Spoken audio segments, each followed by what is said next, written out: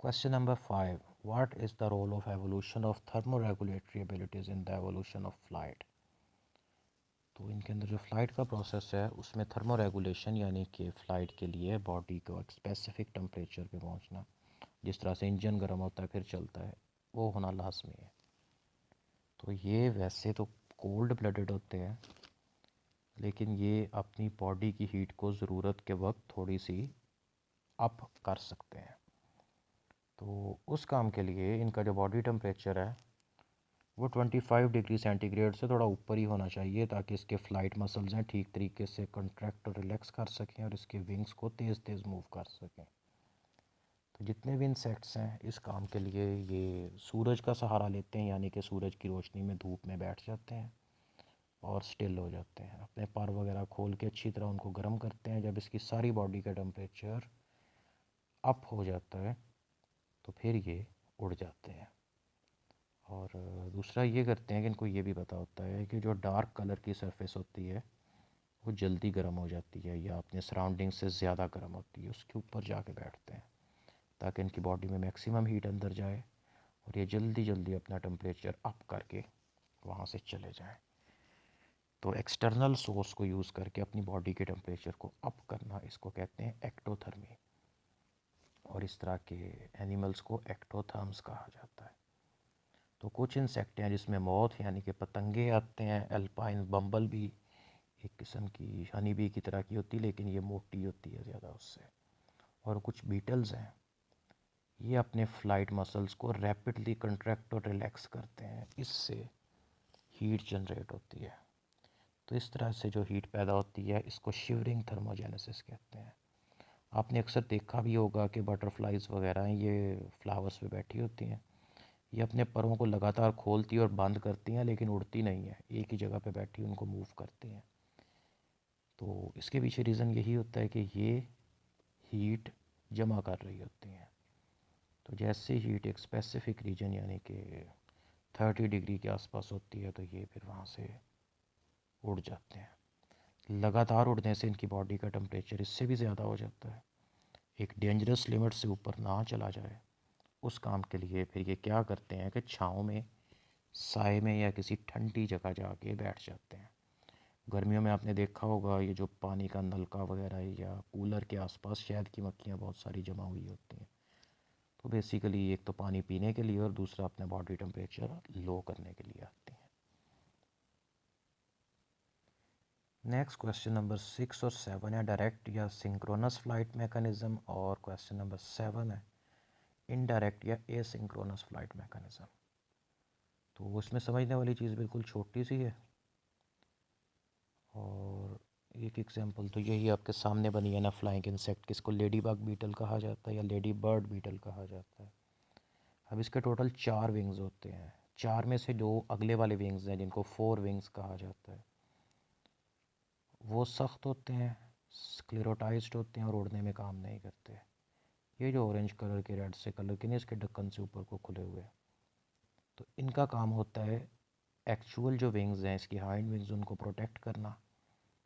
तो इसने जब उड़ना होता है इसके ये अगले वाले तो 2 लिड्स हैं ओपन होते हैं, इनको एलिट्रा कहा जाता है क्योंकि बीटल है। और उसके नीचे से इसके एक्चुअल विंग्स, ये जो ब्लैक ब्लैक नज़र आ रहे हैं इसके हाइंड विंग्स हैं, ये निकलते हैं और उससे ये उड़ते हैं। तो 2 जमा 2 टोटल इसके 4 विंग्स हैं, 2 फंक्शनल, 2 नॉन फंक्शनल जो फ्लाइट में यूज़ नहीं होते। खैर ये फ़्लाइट मसल्स की अरेंजमेंट और इसका थोड़ा मैकेनिज़्म हम डिस्कस करते हैं जो आपके नेक्स्ट 2 क्वेश्चंस हैं। तो फर्स्ट आती है डायरेक्ट फ़्लाइट। डायरेक्ट फ़्लाइट या सिंक्रोनस फ़्लाइट,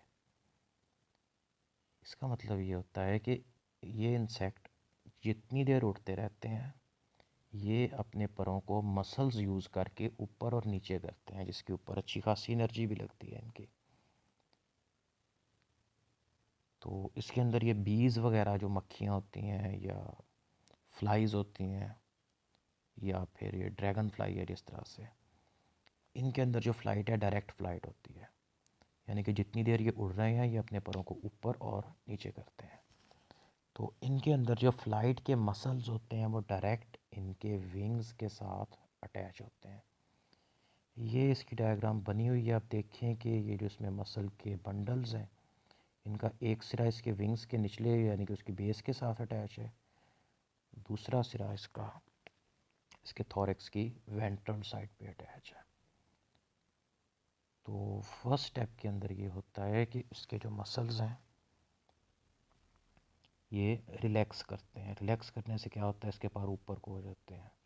नेक्स्ट स्टेप के अंदर इसके मसल कंट्रैक्ट करते हैं। अब यहाँ पे इसके मसल्स मोटे हो गए हैं, उससे इसके जो विंग्स हैं ये नीचे को हो जाते हैं। तो ये इसको रैपिडली बहुत तेज़ी से कंट्रैक्ट और रिलैक्स करते हैं, जिससे विंग्स बहुत स्पीड में ऊपर और नीचे होते हैं। तो ये कंट्रैक्ट और रिलैक्स करने की स्पीड 60, 70, 80 टाइम्स पर सेकंड तक चली जाती है।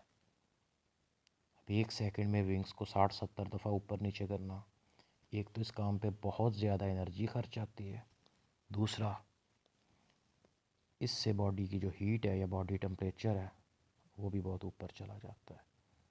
यही वजह है कि डायरेक्ट फ्लाइट वाले जो इंसेक्ट्स हैं ये कभी भी लगातार कई कई घंटे नहीं उड़ते, ये कुछ देर के बाद रेस्ट करते हैं, वरना ये हीट अप इतने हो जाएंगे कि फिर इनके मसल्स वहीं पे लॉक हो जाएंगे और फिर ये उड़ नहीं सकते। तो इस तरह की फ़्लाइट को डायरेक्ट फ़्लाइट कहा जाता है, जिसमें फ़्लाइट के मसल्स डायरेक्ट विंग्स के साथ अटैच होते हैं और एक दफ़ा फर्स्ट इसका जो स्टेप होगा, मसल रिलैक्स करेंगे विंग्स ऊपर को, दूसरे स्टेप में कंट्रैक्ट करेंगे विंग्स नीचे को, और ये काम बार बार रिपीट होता है। हर दफ़ा कंट्रैक्ट और रिलैक्स के लिए एक एक नर्व इम्पल्स जनरेट होती है, और ये काम बड़े सीक्वेंस में यानी कि सिंक्रोनाइज्ड पैटर्न में चलता है, इसलिए इसको सिंक्रोनस फ्लाइट भी कहते हैं।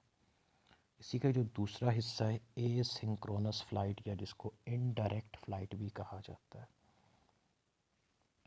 इस केस के अंदर ये इसकी डायग्राम है, इसको अगर आप देखें तो इसके जो फ्लाइट के मसल्स हैं, इसके मसल ऊपर वाली साइड से और नीचे वाली साइड से सिर्फ और सिर्फ इसके थोरैक्स की डॉर्सल और वेंट्रल साइड पे अटैच हैं, इसके विंग्स के साथ अटैच नहीं है। यानी कि इसके अगर मसल कंट्रैक्ट और रिलैक्स करेंगे तो उसकी वजह से जो इसका थोरैसिक रीजन है सिर्फ उसकी शेप चेंज होगी, इसके विंग्स नहीं हिलेंगे। तो ये करते ऐसे हैं कि एक दफ़ा यहाँ पे मसल कॉन्ट्रैक्टेड है, इसका थोरैक्स अंदर को दबा हुआ है और थोड़ा थिक है, उसके बाद इसको ये दबा के एकदम से छोड़ देते हैं। थोरैक्स ऊपर को लंबा होता है, फिर नीचे आता है, फिर ऊपर, फिर नीचे, कई दफ़ा ऐसे करता है। जिस तरह रबड़ बैंड को खींच के छोड़ते हैं, वो बीट करता रहता है कुछ देर तक, बिल्कुल ऐसे। या वो जो प्लास्टिक का फुट्टा वगैरह टेबल के किनारे पे रखें, प्लास्टिक का स्केल, उसको हाथ से दबा के दूसरे हाथ से थोड़ा सा हिलाएंगे तो वो बड़ी देर तक ऊपर नीचे बीट करता रहता है। तो ये डायरेक्ट अपने विंग्स को नहीं, सिर्फ अपने थोरैक्स को बीट करते हैं, उसके नतीजे में इसके विंग्स हैं ये कई दफ़ा ऊपर और नीचे जाते हैं। शुरू में इनकी स्पीड ज़्यादा होती है, फिर जैसे जैसे ये स्लो होते जाते हैं इनकी स्पीड कम होती जाती है। तो ये फिर से अपने थोरैक्स को एक दफ़ा दबा के फिर छोड़ते हैं, विंग्स इसके फिर से हिलने लग जाते हैं।